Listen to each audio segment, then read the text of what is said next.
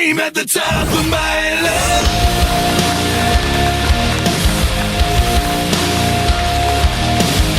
It's that time again. It's 6:10 p.m. Korean Standard Time. That means it's time for the GSL. Today we have up and down match group number D coming in here. I am Wolf, and with me is Kaldor. How are you feeling tonight?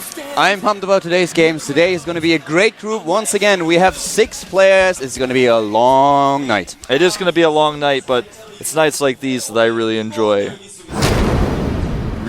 Really enjoy. Like that look it you just I gave really me just enjoy creeped me nights out. like these, Kaldor. It's going to be a good night tonight, man.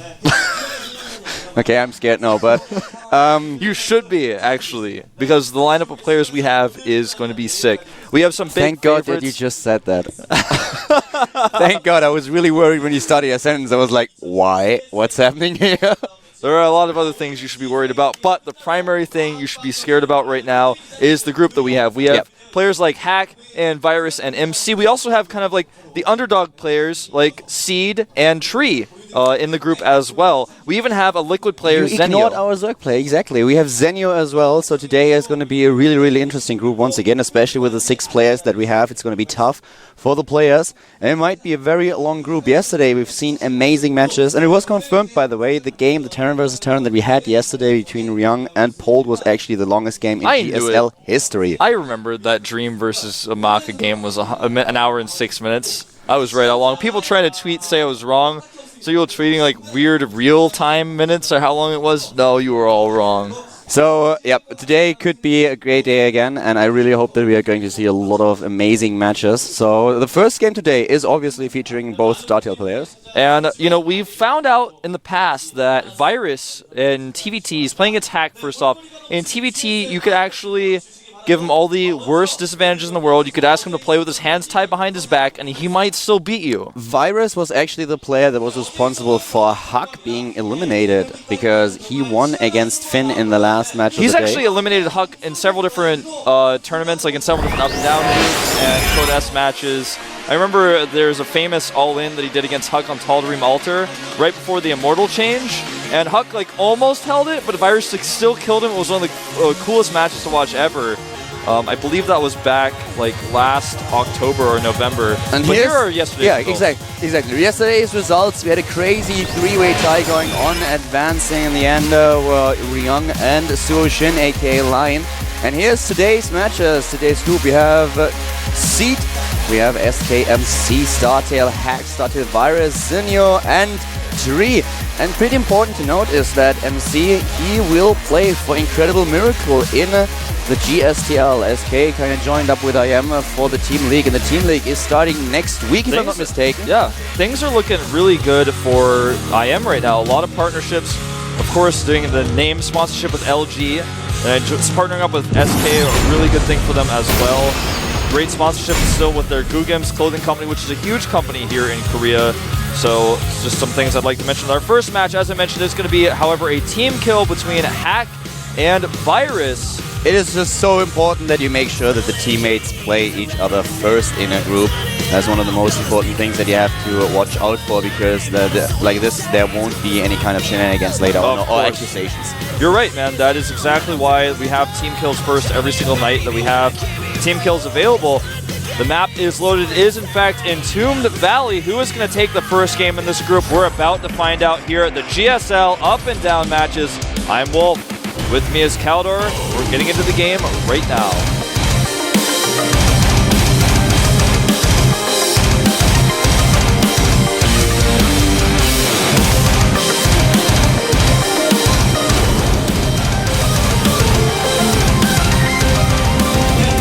And our first game today takes place on Entombed Valley. We have a cross-position spawn, and to the bottom left of the map in the orange, we have our first StarTale player. It is StarTale Hack. Hack is kind of known in the last few weeks and months that he's really strong against Protoss. He was not only able to defeat Huck with a 2-0, and well, let's be honest about it, he completely crushed Huck. The Protoss player didn't have a chance, so it's going to be really interesting to see how he's going to fare against MC today. But he's facing a teammate, he's facing another fellow Terran player. Starting to the top right in teal, we have Starter Virus. Now, Virus is, even though his TBT was impressive in his last match we saw him play, he actually has below a 40% win rate in TBT. He's got 39% win rate. Exactly. I just saw that earlier, and I couldn't believe it, given the performance that we saw from him in the last And that just goes TBTs. to show that, you know, statistics don't always mean everything, and players can really change how they play a matchup, especially if they know it's a weakness for them and they focus on it really quite heavily. As you mentioned earlier, Hack's TVP, you know, is... It's all right. Like, it's kind of 71% win rate. It's pretty good. That's all right. That's okay-ish. But his TVT is also below 50% at 48. So both of these players, not the best matchup for them. But since it's the starting match and they're both Terran, it's not going to come too big into play. One thing that will probably give Hack a bit of an advantage in this particular match is that Hack had to prepare for his Code A games. And he had to face a Terran player, so he practiced a lot. He practiced with Sound in particular, because Sound was also facing a Terran opponent in the GSL. Therefore, he might have the upper hand when it comes down to his training experience. But for Virus, well, this is obviously a match that is really important to both of them. Yeah, so well, Virus it's gonna be a good one. Is doing something really interesting here. He has skipped his depot to get his command center down faster, and then he's even gone double gas before second depot. So, he tries to block the SCBL. Oh, he blocks it! Nonetheless, so the only thing he would have gained from the second depot, he gained from that block. So things going perfectly well for Virus, who got the faster command center, faster double gases, and denied scouting of his opponent. Looking great here in this opening match. Really well done. He loses his scout, as we can see, so he doesn't have any information about what exactly is going on. In fact, he doesn't see anything at all, which is a little bit troublesome, but the positions that we have on this map, they help him out, because in case there was some kind of banshee play going on, some kind of very early gas for Hack, it would take ages for him to get the unit across the map and attack his fellow StarCraft player. And you can see right now Hack's build is good for denying scouting. He did the depot wall, and then he made his command center. He even killed the SV, but right now, everything he's doing is a little bit behind. His opponent already has a factory started. Hack is going double barracks before double gassing here, so he is going to be going up to 3 racks. Something that we have seen a little bit more popular recently. It's kind of coming back in style, it seems like. But Virus's build, I think, is definitely the better one. He's going to have the safer build. He's going to have that tech. All he has to do is play carefully here. It's, by the way, really, really interesting to see how many StarTale players are actually participating in the up and downs. StarTale had already 4 players in the up and downs. Bomber was not able to get into Code S. Yeah, he has not really an attack, but just trying to poke up the ramp. But as I was about to say, Bomber, he dropped down to Code A. We have now Hack and Virus trying to fight for a spot, and the one StarTale player, July, also did not really succeed in getting into Code S. But as we just said, Curious, he was the one who dominated. He dominated his group, and he was able to get his Code S. Yeah, a lot of people consider that even to be an upset. They did not expect Curious to do that well, but he, like you said, he looked dominant in that group. Very strong player. I was surprised too. I know that Curious is a great Zerg player. I will never forget the first game that I casted. I think it was the first game that I casted for the GSL. It was Curious against Ganji on the Tal'Darim Altar. Not Tal'Darim Altar. Why do I keep doing this? Obviously Antigua Shipyard every single time. I need to punch myself later on. But yeah, this game actually was so amazing. I really enjoyed it so much. But since then, every time I casted Curious, he had a little bit of bad luck. So I did not really expect him to get out of the group, at least not with a 4-0 record. I was really impressed by his play though. And given the shape he was in at this particular day, he so deserved to advance.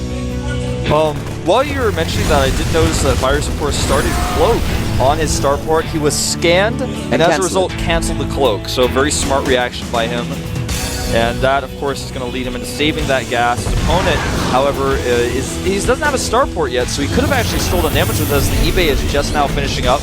But I guess going to play it safe, save that gas. It's going to allow him to get the siege tank count up faster. Can in fact start a Raven right away. That's what he's going to use his gas for here. He knows that his opponent is going for that composition that's Marine Tank, and at this point, since he's getting a Raven, he's starting his siege tank production, has a naked barracks he's not using right now. Looks like he's going to go into mech right now, Kaldor. It's kind of funny to me that we have a bit of a longer game going on between these two. The last game that I saw between StarTale players in the up and downs was actually Bomber against Curious, and that game was over after a heartbeat, with Bomber going for the double barracks. But those two, they are really fighting it out here. We have the siege mode halfway done for Virus, and also the third base just started, so he wants to get an economy advantage over his opponent, and he does it with the timing when he just starts to harass with his Banshee. The Banshee is in position now, and you are right, he's going for the mech play here. We already have him with double factory, and the Banshee with the harass trying to pick some of those Marines off. With no cloaking though, and with combat shields, it's very, very difficult to actually make this work. The first Viking is about to be out as well. The Hellions just start in. He's actually going to sacrifice them here in order to try to kill SCVs, but nice micro by Hack, losing nothing, in fact. So well done. Really, really great control here by Hack. Nothing. He loses 3 Hellions. I like the idea. The idea was to just occupy... Oh, wow. He loses the Banshee as well. Okay, this was a bit sloppy. He should have paid more attention to the Banshee here. Those 2 units, the Banshee and the Hellions, keep Hack's very powerful mobile army, his Marine tank army, kind of at home for a while. Exactly. Now he has neither, so he is a little bit vulnerable in some ways. He's going to have to take his third base a little bit later than he wants to. Sure, he's already made the command center in his main, but he can't move it down to the third base like he probably would have wanted to otherwise if he had those 2 units kind of present on the map. Armory is going down here, 2 tanks at a time, 2 Hellions at a time coming out for Virus, not missing a beat with his depots. And basically from here, he's going into arguably the better composition. We're going to find out how well Hack can use his Marine tank though, because, some people like Artosis, for example, I always go back to this because Artosis is probably the most adamant person in the world that mech is the best playstyle. But I'm still not convinced myself, and I'm really looking forward to seeing how Hack is going to use this Marine tank here. Has his units very well poised to defend drops, potentially for Blue Flame. He also has Vikings to help defend against any potential additional Banshee harass. I'm personally a fan from having a very, very mobile army and being able to just try to flank your opponent. This is one of the reasons why I love Zerg, because you have Zerglings, you have Mutalisks, and they are some of the fastest units in the game, and they might not be as beefy as a huge mech army, but if you play correctly with them, you can do so much damage just hitting your opponent. Just find openings and hit your opponent. So I like bio play. I like good drop play. If a player has the macro management and the multitasking to actually make sure that he drops at several locations at once and pays close attention to his drops, he can do so much damage. And in this game, this might exactly what we are going to see. I like, by the way, what Virus did, or what his idea was with the Harris earlier on, trying to occupy Hack in the main base with one of the Banshees while sneaking the Hellions in. But as you already said, losing all of them was a bit of a problem, because then he could not control the map and his opponent's movements anymore. And now we have Hack moving out, and he prepares for a drop. He's so prepared. He has units all over the map. He has turret set up, even has siege tanks set up. There's nothing Hack can do to break through here. No matter what he tries, he's even moving into range. He loses a dropship to the turret, and his tank is in siege mode range. Virus taking a huge lead here, getting a whole medevac and a siege tank for free. His vision of the map, his map awareness here is unbelievable. You guys can see on the minimap his units scattered all around. He has turrets, Vikings, SCVs, you name it, all over the map right now. What Hack should have done in this point, or what would have been, what would have saved him the situation, is just scanning ahead. It is it's so important in Terran versus Terran, and in all matchups as a Terran player, you need to scan ahead to make sure where your opponent is positioned, how you can approach him. And him not scanning the high ground was a huge problem, because then he did not know about the siege tanks. He moved into siege position, lost the tanks, and when he realized, oh my god, my tanks are actually under fire, he kind of lost control over the medevac, and the medevac died to the turret. So that puts Virus ahead, but Hack could have avoided it with the scan, and that is just something that you have to keep in mind as Terran. Every time I talk to a Terran player, they emphasize on how important it is to scan and have a good read on your opponent's position. Now, right now, we have I'll give you guys the unit counts here, because we have 11 siege tanks to 2 in Virus's favor. He also has 5 Vikings to 1, so that Viking transition into the late game that we've seen so popular is going to be harder to make work here for Hack, at least initially. There also is the Raven. It's 39 Marines to 3, with 15 Hellions out and 11 siege tanks. Are those Marines really going to be useful? Only if he catches Virus with his pants down. And this is the reason why people say that mech is arguably better, because this composition, yeah, he's got a lot of Marines, but he didn't keep his tank count high enough to really bully Virus, and he's never really going to be able to get into position unless Virus lets him. So this is going to be a very difficult uphill battle for Hack right now. It's also a matter of the map. It is so easy to turtle on into Valley. This is exactly why Protoss loves to play this map against Zerg. But in this matchup, it also comes into play. It's so easy to defend these 3 bases. And even the 4th base, if you have a good positioning, you can defend the 4th as well. It's a little bit harder than the initial 3, but still, it's just a map where mech play, just because of this, is really, really powerful. Oh, look at this. This Marine force, as you mentioned earlier, is the more mobile force. He does take out an entire orbital here, and he will probably be able to escape.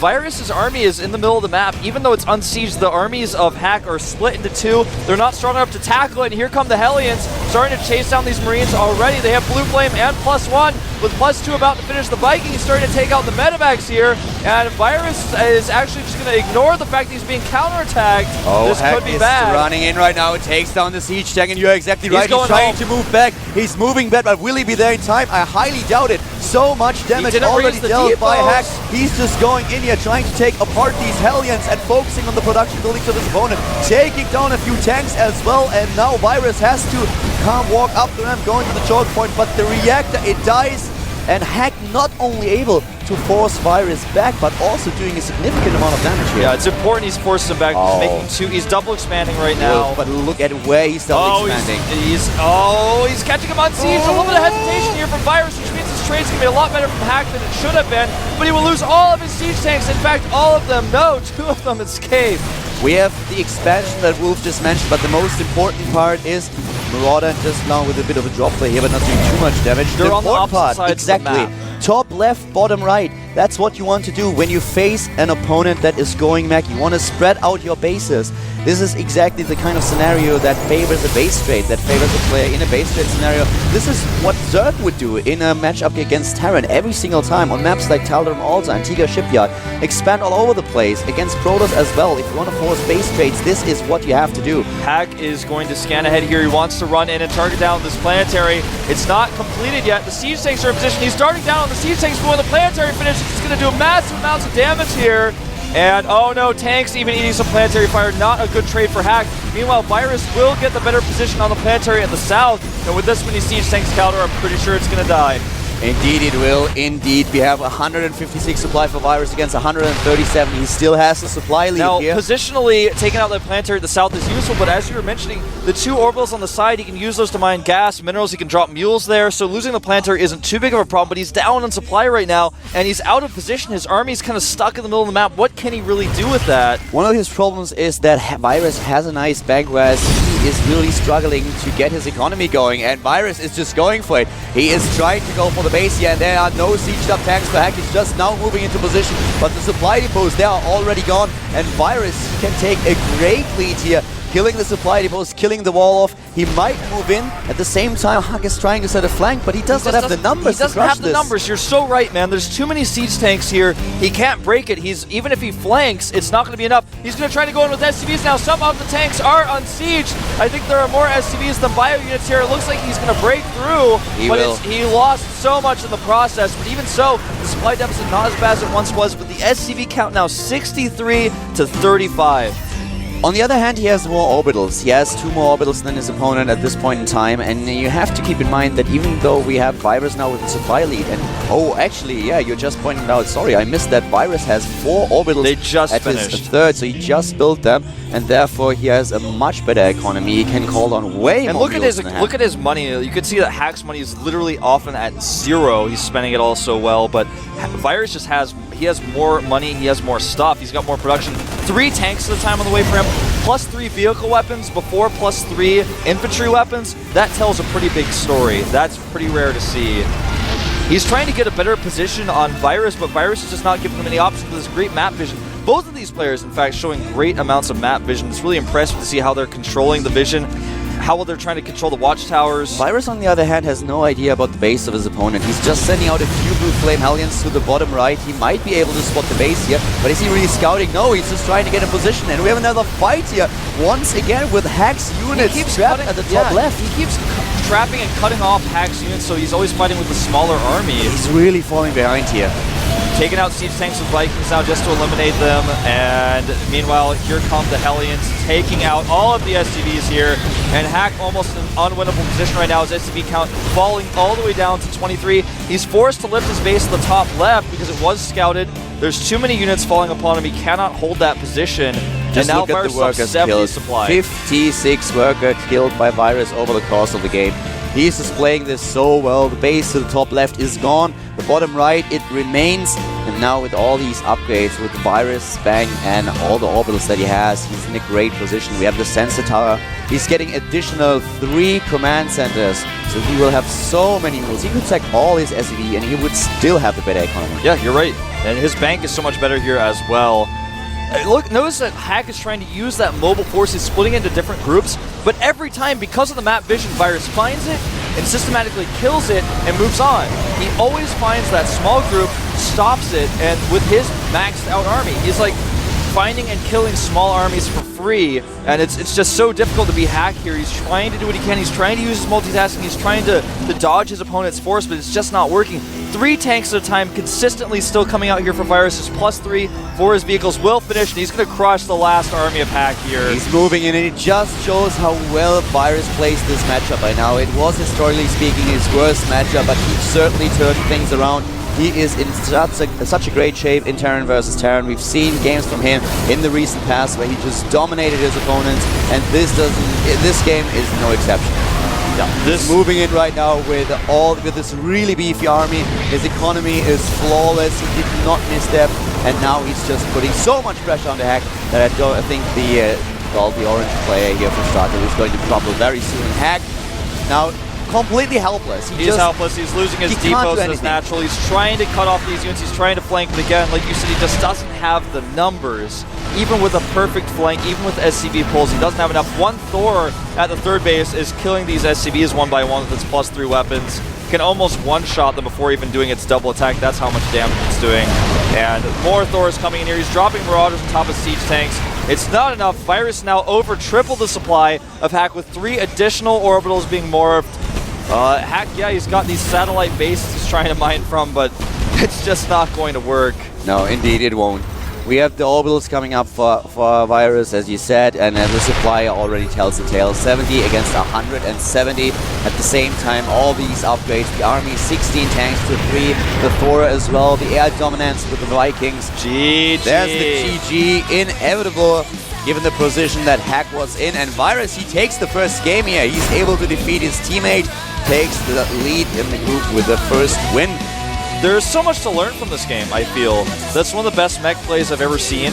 This match not only shows how to play mech well against a Marine tank opener into like a Marine tank with like Marauder hybrid mix, with how well he positioned his siege tanks at every planetary. He had like 3 tanks and a sensor tower, so no matter what, he was able to see what his opponent was doing. He had units all over the map for vision, but at the same time, the play we saw from Hack was exactly how to play a more bio-oriented army. He actually had his units split all over. He actually kept sending small groups of units around, but it wasn't enough because his opponent was so map-aware. Every time he split off one group that was big enough to kill an orbital or kill a planetary, it was found, surrounded, and killed systematically. And we saw one time he was able to kill the orbital at the north, and that was pretty huge. It was like, all right, he got that, but he just kept losing his army. He was never able to max. Never. So his opponent was just too map-aware.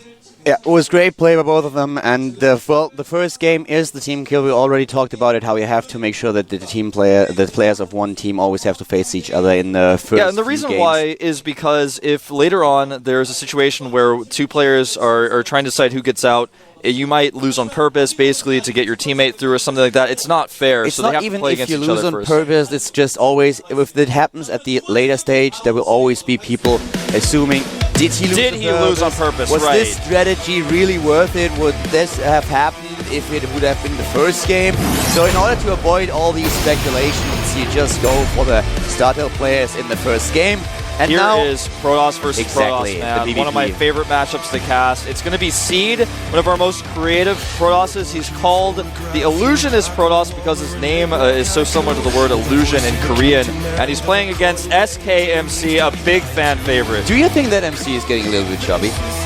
Chubby? Yeah, I think so, actually. Like, I can say that, frankly. I should ask him if he wants to go to his gym with Here's me. my opinion. He went like...